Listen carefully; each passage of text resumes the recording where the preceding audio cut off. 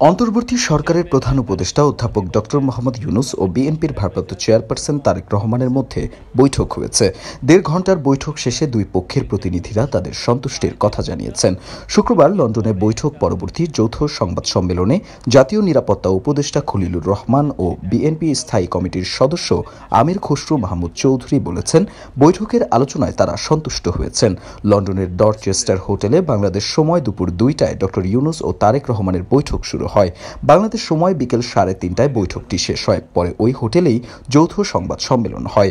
সেখানে কথা বলেন খলিলুর রহমান ও আমির খসরু মাহমুদ চৌধুরী।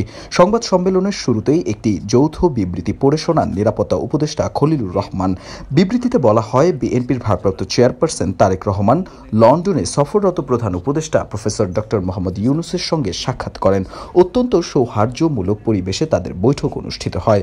বিবৃতিতে বলা হয়, তারেক রহমান প্রধান উপদেষ্টার কাছে আগামী বছরের রমজানের আগে নির্বাচন আয়োজনের জন্য প্রস্তাব করেন। দলের চেয়ারপারসন বেগম খালেদা জিয়াও মনে করেন ওই সময় নির্বাচন অনুষ্ঠিত হলে ভালো হয়। জবাবে প্রধান উপদেষ্টা বলেন যে তিনি আগামী বছরের এপ্রিলের প্রথমার্ধের মধ্যে নির্বাচন অনুষ্ঠানের ঘোষণা দিয়েছেন।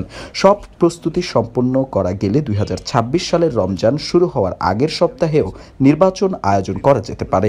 সেক্ষেত্রে সেই সময়ের মধ্যে সংস্কার ও বিচারের বিষয়ে পর্যাপ্ত অগ্রগতি অর্জন করা প্রয়োজন হবে।